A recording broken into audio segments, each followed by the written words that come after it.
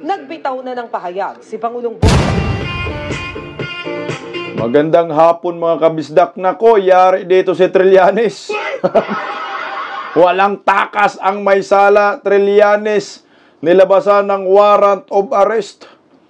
Sinikrito pa, no?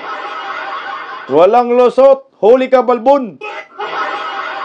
Bonjeng humingi ng tulong kay Bongbong. BBM nakialam na po sa impeachment laban kay Vice President Inday Sara Duterte. Ayan, no?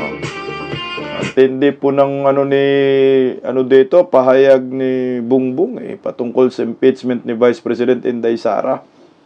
Putya guys, ang hirap ng mga to Iba yung sinasabi, iba yung ginagawa. Pero bago ang lahat, pa-like po muna, pa-share, pa-subscribe. At pakipindot po ang inyong mga notification bell upang lagi po kayong updated sa ating mga video. At maraming salamat po sa patuloy na pagsuporta sa Berada Aguila. Sa mga hindi pa po nakapag-subscribe sa Berada Aguila, hanapin nyo lang po dyan sa inyong mga search button. Type nyo lang, Berada Aguila, walang space, dugtong lang po. Para lalabas agad ang ating channel dahil bago lang po yan. Ito, pag-usapan po muna natin yung statement ni Bongbong Marcos patungkol po sa impeachment laban kay Vice President Inday Sara. Hindi rin niya matanggap Huwag mong tanggapin dahil yung mga nasa Senado, kulay green. Apat lang kulay pula. Sigurado, Bong, pag naging presidente si Inday Sara, Bong, tago ka na lang, Bong. Ito. Pakinggan po muna natin, mga kababayan ko, ang balitang ito sa pakikialam. No? Pero ang balita, hindi daw makikialam, pero nakikialam. Ano ba talaga? Bong, ano na? Tingnan po natin, Ibinunto ni Pangulong Bongbong Marcos na hindi napawalang salang si Vice President Sara Duterte sa naging desisyon ng Korte Suprema. Muli rin niyang nilinaw na hindi siya pwedeng makialam sa impeachment case. Nasa frontline ng balitang yan si Maricel Halil. Teka lang, bago pagpatuloy. Putay na, Nasira na ba ng bait itong mga bugok na ito? Hindi daw makikialam si Bongbong tungkol sa impeachment case. Pero ngayon, nagbitaw ng statement. Anong klase mga tao to? Saan galing impyerno itong mga to? Tapos nagbitaw ka ng statement laban sa impeachment ni Inday Sara. Di sana kung hindi ka makikialam, no comment. Ganon yan, Bong. Sus. Tuloy. Nagbitaw na ng pahayag si Pangulong Bongbong Marcos sa desisyon ng Korte Suprema na ituring na unconstitutional o labag sa batas ang impeachment case laban kay Vice President Sara Duterte. Sabi ni PBBM, hindi pinawalang sala ang bise, pero hindi rin sinilip ang posibleng kasalanan niya. The merits of the case were not examined by the Supreme Court. It has no bearing on the rightness or wrongness of the impeachment. Ayon sa... Tama ka naman dyan, WM. Pero hindi lang po natin po pwedeng palampasin ito.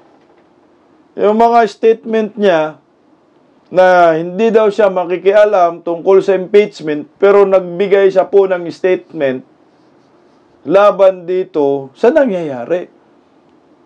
Na wala daw bearing yung desisyon ng Korte Suprema laban kay Vice President Inday Sara kung may ginawa siyang mali or tama. Puta, di ka na sana nagbitaw ng ganun. Presidente ka, dapat naging neutral ka.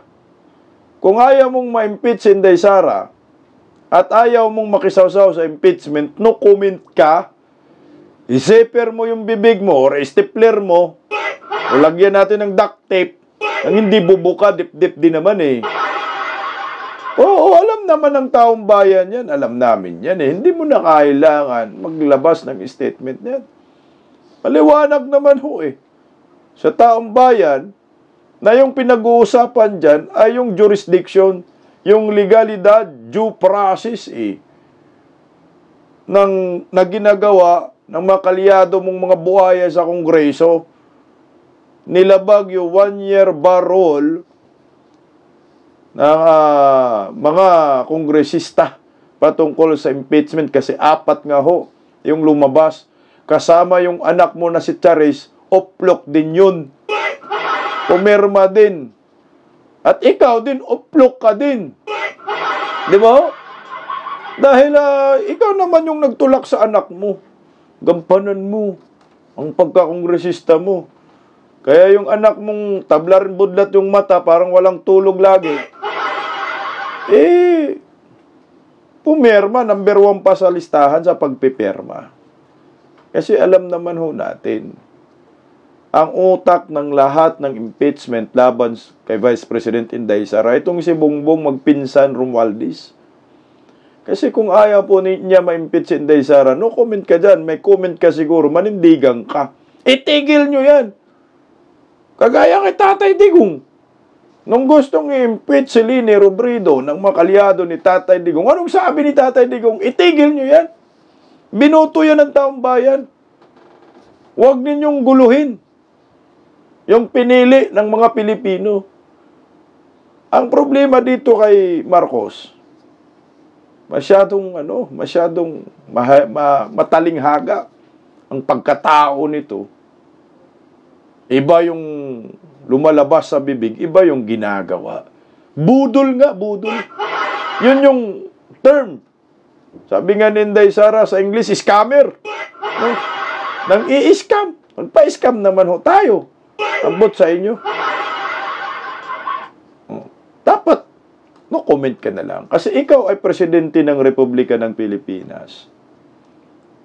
Baka ma-influensyahan pa yung desisyon ng Supreme Court na unanimous decision na ideklarang void, null and void, unconstitutional ang impeachment complaint laban kay Vice President Inday Sara. Tandaan nyo, Tracy po yun bumoto na ideklarang unconstitutional po yung ginagawa ng mga kongresista. At nag-file pa sila ng motion for reconsideration.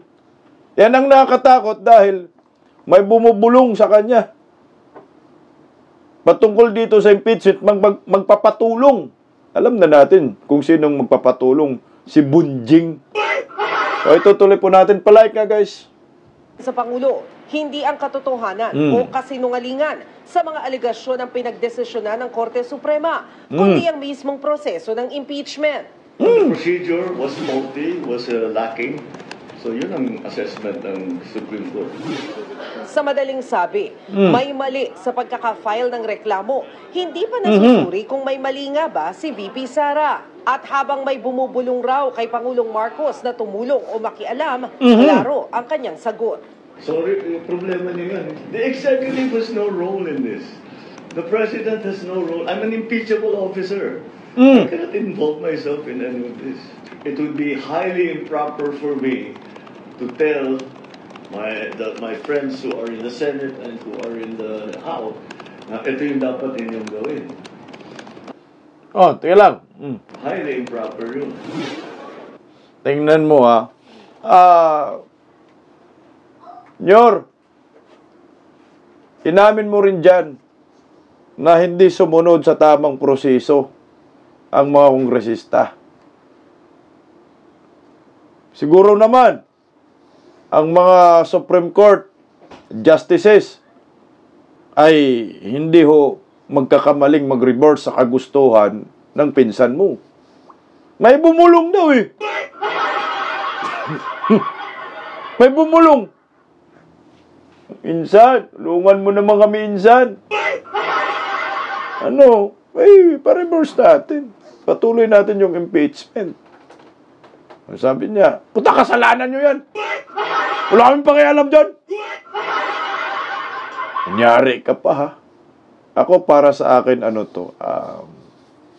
parang publicity lang ni Bongbong. Hugas kamay na nakikialam siya at makikialam siya dito sa impeachment labang kay Vice President Inday Sara. Maliwanag naman sa atin na sila ang may plano lahat nito. At kung i-reverse ng Korte Suprema ang kanilang desisyon, naghugas kamay na siya. Dahil sinabi niya, wala kaming pakialam dyan. Impeachable officer ako eh. Bahala sila dyan. Sila nagkakamali. Parang by this time, sinabi na niya na, oo, nakita ko yung sinabi ng Supreme Court na may mali yung proseso. Pero hindi ibig sabihin, absuelto si Vice President Inday Sara sa lahat ng mga pinaparatang sa kanya. Ganun yung puntaryan niya. So, ibig sabihin talaga, gusto niyang ma-impeach si Vice President Inday Sara, kagustuhan ng pinsan niya at ng asawa niyang si Baki. Kasi kung ikaw ayaw mong ma-impeach si Vice President Inday Sara, putsa, ikinampanya ka pa, tinulungan ka pa, period ka na. O tatigil nyo na yan. Trabaho tayo, mag-focus tayo. Huwag na nating guluhin ang utak ng mga Pilipino, pero hindi ganun yung statement eh. Para bang ang punto niya dyan, galingan nyo sa susunod. Tama nyo na, pinupuna kayo ng Supreme Court eh. Huwag nyo na akong isali dyan. Basta yun na yun. Napuna lang kayo. Tama nyo. Ngayon ang mind conditioning. Hindi naman absulto si Inday Sara. Hindi naman sinasabi ng Supreme Court na wala kang kasalanan eh. Yan yung mind conditioning yan. So, parang gusto niyang palabasin, si Inday Sara may kasalanan. Yung mga akusasyon labang kay Vice President Inday Sara, may mga katotohanan. Chismis nga, maritis lang yan eh. Tingnan mo yung huli niyang statement dito. Pero paano na ang mga aligasyon ng korupsyon? Sagot ng Pangulo, trabaho yan ng COA. Ang panahon na para ang Kongreso ay umaksyon. Tingnan mo. The House and the Senate will start to conduct further investigations on this because it's really within their purview. Ayan no. Kutsa lakas din wag amats no, hindi kurakot no. Dapat daw gawin ang trabaho ng mga senador, kongreso patungkol labang kay Vice President Inday Sara. Naniniwala ka, Nyor? Punta na-planted naman kasi yan labang kay Inday yung confidential funds na yan. Trabaho daw ng COA. Hindi mo ba alam na yung COA naglabas na po ng audit result simula pagka Vice Presidente ni Inday Sara hanggang ngayon? Kayo kaya i-audit natin. Naalala niyo po na yung Commission on Audit, mga kabisdak, naglabas po sila ng ng audit. Ito July 9 ito na published, no? Batas PH. Sabi, for the third consecutive year, the Office of Vice President Sara Duterte received the highest audit rating. Highest, ha? From the Commission on Audit, garnering an 85.55% budget utilization rate under the 2024 General Appropriation Act, GAA. Anong pinaghimutok ng butse ninyo dyan? Bong! Bisaya, bong kagyud ba? In its 2024 Annual Audit Report, state auditors describe the OVP's financial statement as accurate. Pucha. Accurate, ha? Compliant and in line with public sector accounting standards. Diyos ko. Despite expanded operations and service demands. Sipin mo yung mga term na ginagamit, accurate, compliant, sumunod sa lahat ng accounting standards. So, anong corruption doon? Anong mali? Anong pinaglalaban nyo, Bong? Kasama ni Bunjing. Ito. The Office of the Vice President also received ito po yun, unqualified opinion from the state auditors from the fiscal years 2022, 2024, 3 consecutive years. unqualified opinion, pinaka-highest audit rating, kung sino yung sinasabi ng Commission on Audit na unqualified opinion, yan ang gusto nyong paimbestigan ang buang, no? Sarap ninyo barangin. Tuloy, according to Commission on Audit, an unqualified opinion rating is considered the best opinion that a government agency can receive. Tingnan mo, the best opinion, pinaka-highest rating nga eh. Ito yung pinaka-highest rating na pwedeng matanggap ng isang government agency tungkol sa kanilang mga trabaho, sa pinanggagawa, paano nila ginamit ang kaban ng bayan. Wala na pong iba. Commission on Audit gives a such rating when a government office has fairly presented its financial position and has its financial statement in order in accordance with the Philippine Public Sector Accounting Standards. The audit opinion is also key indicator of good governance and sound financial management in public service. Puta. Anong pinaglalaban mo, Bong? Ang linaw sa sinasabi ng Commission on Audit. Maayos lahat ang financial statement, financial standards. Walang anomalya. Nag-comply ang Office of the Vice President. Ngayon, sabihin niyo po na imbestigahan si Vice President Inday Sara dahil sa katiwalian di umano. Sabi mo, bahala na ang audit dyan. Inaglabas na nga ng rating pinaka-highest unmodified opinion. O, ito. Throwback tayo.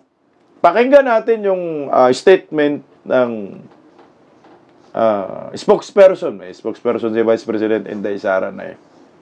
Ni Vice President Inday Sara patungkol po dyan sa audit rating na yan. O, ito. Pakinggan natin. I also heard that. And, okay, let me go back. There are 3 kinds of audits done, right? There's the financial statement audit, there's the compliance audit, there's the performance audit. We are only on the financial statement audit. The annual audit report of 2024 given by the Commission on Audit focused on financial statements. And in financial statement audit, there are only 2 kinds of audit reports that will come out. Only 2 kinds of opinions. That's the unmodified audit opinion and the qualified audit opinion. It can be, I think it can be interchanged with qualified and unqualified. Some other auditors use that. And there is no other rating, there is no other conclusion that will come out from the Commission on Audit. So, like I said, only modified and unmodified. So, in the unmodified opinion that the Office of the Vice President has been receiving since year 2022, it means that it says that the Office of the Vice President fairly presented the financial statements in all material respects. And there is no misstatement whatsoever in such presentation.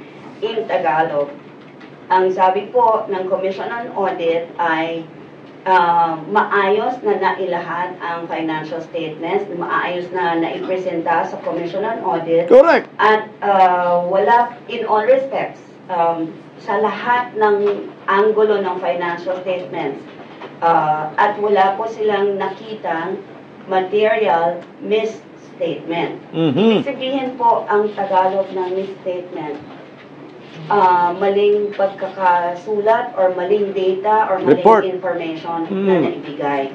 So, however way anyone will make a conclusion on that statement given by the Commission on Audit, iisa lang po pa rin ang ibig sabihin na wala pong mali, walang misstatement na binigay, tama ang pagpresenta ng financial statement na supported by all the documents that we submitted. Ayan. So ngayon, ano ang ipinaglalaban ni Bongbong dyan? Ano ang ipinaglalaban ni Bunjing dyan? Ano ang ipinaglalaban ng bumbonistang, tanganistang, loyalista ni Agba? Ano ang pinaglalaban ninyo, mga dilawan, pinklawan? Anong accountability na sinasabi ho ninyo? Wala. Ang Commission on Audit, nagsalita na. Hindi ba ho ninyo napapansin yan? O talagang kinalimutan nyo lang? O nagpakabingi-bingi lang kayo at nagpakabubo kayo at nagpakatanga? Anong impeachment na pag-usapan? Anong accountability na pinag-uusapan? Mismong sinabi ng Commission on Audit, maayos. Yung audit report ng Office of the Vice President, sumunod lahat. Sa lahat, sa joint circular, sumunod. So ngayon, anong pagtatalunan natin? Wala. Di ba ho? Confidential funds. Kaya naman natin lahat May mga confidential funds yung mga nag-akusa. O ngayon, dahil tapos na mag-audit si Vice President Inday Sara Bong, i-audit natin yung opisina mo. At opisina ng pinsan mong si Bunjing. At ang opisina lahat ng mga buhaya dyan sa Kongreso. Isa-isay natin yung departamento ninyo. Bakit? Si Vice President lang ba Inday Sara ang may pundo? Si Vice President Inday Sara lang bang may confidential funds? Marami po kayo na may confidential funds. Kaya nga umiinit yung ulo ni Senador Marcolita dyan dating congressman. Dahil isang kababalaghan ang ginagawa ng Kongreso ngayon. O ito, pakinggan natin yung galit na Marcolita that time. Palagay ko, maski si Speaker Martin, merong confidential fund. Ang Pangulo, merong confidential fund. Correct. Nalapit na ako mapahiya.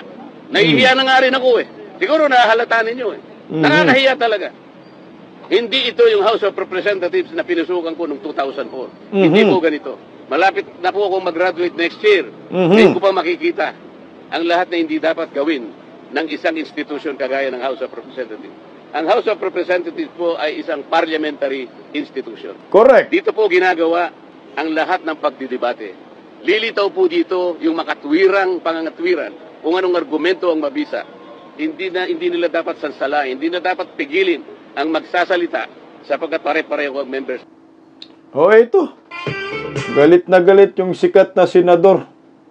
Alam nyo kasi, hindi man si Inday Sara lang may confidential funds. Marami. Baka hindi alam ng mga Pilipino dahil hindi po ito binabalita sa mainstream media. Ang katotohanan, yung confidential funds ni Vice President Inday Sara ay kapiranggot lang. Isang bisis nga lang yan, I think. Sa mga confidential funds ni Martin Romualdez, ni Bongbong, bilyon-bilyon yan Meron akong nakita sa social media, makalat. Meron isang vlogger din to Inilabas niya yung 2025 confidential funds ng ahensya ng gobyerno. Bilyon-bilyon. Pero hindi po ito sinilip ng mga makakaliwang grupo, ng mga kongresista. Kasi sila tinatamaan yung puon nila. Dahil mga kurakot sila. So ngayon, yung pinupulis ninyo, yung opisina ni Inday, na sinasabi ng Commission on Audit, walang kababalaghan na ginagawa. Walang korupsyon. Tingnan niyo po. Bago kay Trililing.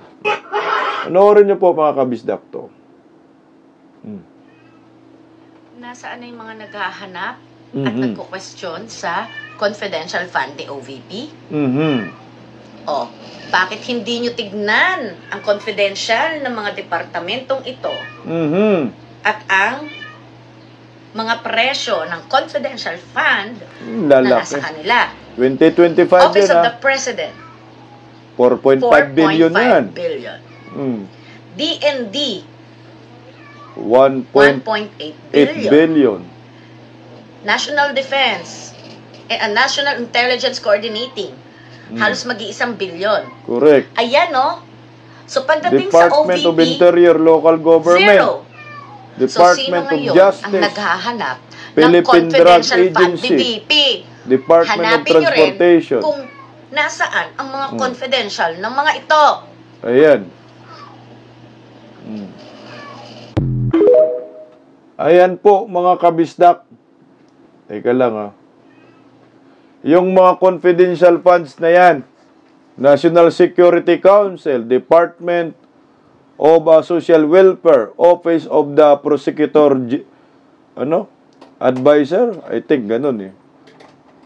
Anti-Money Laundering Council, Game Amusement Board. May mga confidential funds ang mga lahat, ang mga yan. Tingnan mo yung confidential funds ni Bongbong Marcos, walang pagbabago, 4.5 billion. Ang Office of the Vice President, 0. 10.2 billion lahat confidential funds ng mga alipores ni Bongbong Marcos. Ngayon nasan? Accountability ba yung hinahanap natin? Tungkol pa sa confidential funds, isa-isahin nyo na po yan. Yung mga departamentong iyan na may confidential funds, hindi po pwedeng i-single out lang po ninyo ang Office of the Vice President. Dahil po sa barya lang, tuldok lang yung confidential funds si Vice President Inday Sara at ginagamit pa sa tama yung confidential funds ni Inday. Ayon na po mismo yan sa Commission on Audit. So ngayon, ano ang ipinaglalaban ni Bongbong at ng mga anti-Duterte ni Bunjing sa pinag-uusapan na accountability? Wala, as in. Merong accountability, dapat pananagutan kayo dyan. Yung budget, puro blanco. Bilyones na flood control projects, Maharlika investment scam, PhilHealth funds. Nasaan ang mga yun na pinapakialaman ng gobyernong Marcos? Bilyon-bilyon ang pinag-usapan, trilyon pa nga. O, ang tanga ng mga Pilipino kung may maniniwala po dito kay Bongbong at kay Bunjing. Kaya pag naging presidente si Inday Sara, puta, magtago kayo, kayong mga buhaya, kapat kayo makulong kayo sa bilibid prison. O, palike nga po guys, pag-usapan po natin itong patungkol kay Trillanes. Nagsikrito ang buang. May pa-post-post pa sa social media. Oy, maraming salamat daw Davao City. Antindi, nilabasan pala ito ng warrant of arrest. No? Pero yung nakikita natin sa kanyang social media, ayan, nag-post si Sir. Ang sabi ni Trillanes dyan, July 29, maraming salamat Davao City sa mainit na pagtanggap. Mautak din eh. Ha? Sanay na sanay. Pagdating sa kalokohan, si Tonyeng. Alam nyo po, no, nilabasan pala yan ng warrant of arrest. No? Ito, basahin po natin mga kabisdak. Si Trillanes pumunta ng Davao dahil merong isang warrant of arrest na lumabas. Meron pong nag-send sa atin ng informasyon. Ito, galing po ito sa balita, panigurado. Ayan, oh. Ayan. Ito, Trillanes post bail after surrender in perjury case. Ang ginawin mo, Trillanes, talaga. Ang galing mo, ha? Former Senator Antonio F. Trillanes IV voluntarily surrendered to the Metropolitan Trial Court Branch 131 in Quezon City on July 8, 2025. Sabi daw eh, the posted bail in connection with a criminal case for false testimony in other case under Article 183, Paragraph 1 of the Revised Penal Code. The case was filed by Davao City 1st District Representative Paulo Z. Duterte, who accused Trillanes of making malicious and unfounded statements under oath during House hearing in November 2024. Nagpuso, maraming salamat Davao City. Bakit ganun? Okay. Trillanes allegedly implicated Duterte and his family, including his brother-in-law, Attorney Manasseh Manscarpio, in illegal drug activities, despite what prosecutors say it is a lack credible basis or evidence. Following the Office of the City Prosecutors finding of probable cause, the court issued a warrant of arrest on July 7. July 7, Trillanes surrendered the next day and posted an 18,000 cash bond, leading the court to lift the electronic warrant. Tapos pumunta ng July 29, nag-post, maraming salamat Davao City. Sa pagtanggap. So pumunta nga to ng Davao City. Na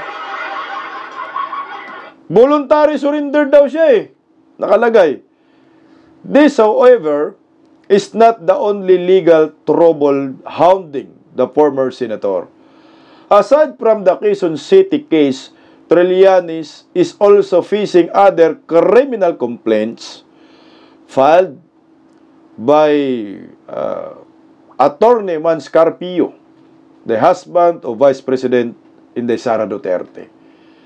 Additionally, he is currently involved in a separate case. Ito na, separate case, pending before a local court in Davao City. Okay, further completing his legal woes, this case is also stemmed from Trillanes' repeated public accusations implicating members of the Duterte family in criminal activities. Accusations that government prosecutors and complainants say were knowingly false and politically motivated. Judge, ito na, Dina P. Maximo Oy, who presides over the Quezon City case, ordered both parties to submit their respective judicial affidavits and evidence of least 5 days before the pre-trial. Trillanes also has the option to submit his own judicial affidavit with 10 days from receipt of the prosecutor's affidavits. The outcome of this case and others pending against him may determine whether Trillanes' long-standing crusade against the Duterte family will now face serious legal consequences in court. So ngayon, ano po yung warrant of arrest na nilabas? Galing pala yan sa Quezon City. So bakit sa pumunta ng Davao City dyan? Anong ginagawa niya? So ito kumakalat po to sa social media kumakalat po yan sa social media. Ngayon, kagabi nga, kumakalat Tingnan mo ang nakalagay dyan. Yan talaga warrant of arrest. So, hindi pala nanggagaling sa Davao City yung warrant of arrest. Galing sa Quezon City nga. Tama yung binasa kong ulat. So, yung picture na yun, July 29, parang, pag-asar. Republic of the Philippines, National Capital Judicial Region, Metropolitan Trial Court, Quezon City, Branch 131. Ayan. Peoples of the Philippines versus Antonio Trillanes IV. Crime case number, yan, yan. Ito po, yung kanyang false testimony. In other cases, under Article 183, Paragraph 1 of the Revised Penal Code. Ordered. Ito po, on June 25, yung nakalagay an information for false testimony in other cases, June 25, 2025, under Article 183, Paragraph 1 of the Revised Penal Code was filed before this court by the Office of the City Prosecutor of Quezon City against accused Antonio Trillanes IV. This case is governed by the rules on regular procedure in criminal cases. After a careful examination of the information, the resolution of the investigating prosecutor, the complaint affidavit, and reply to affidavit, respondent's counter affidavit, both executed by the private complainant and the corresponding attachments, the counter affidavit, and the rejoinder affidavit, both executed by the accused, and all documents attached there to the court herein declares that it found probable cause. Patay ka. So may probable cause for the issuance of warrant of arrest against the accused.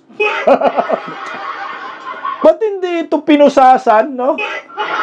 Nasaan yung mugshot ni Trillanes? So hindi na ng mugshot, hindi na pinapakalat. Accordingly, let a warrant of arrest be issued against the accused for crime of false testimony in other cases under Article 183, Paragraph 1 of the Revised Penal Code as amended with a bail fix. Liit lang eh. 18,000 pesos, kaya ni Trililing yan. Sobra-sobra pambayad ni Tamba sa kanya eh. Should the accused to remain at large for a period of 6 months from the uploading of the electronic warrant of arrest in the Philippine National Police electronic warrant system, this case shall be sent to their archives.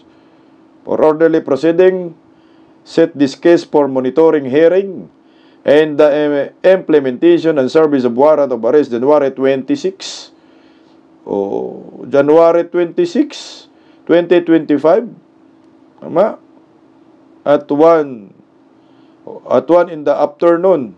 So ordered in Chamber, Quezon City, July 7, 2025.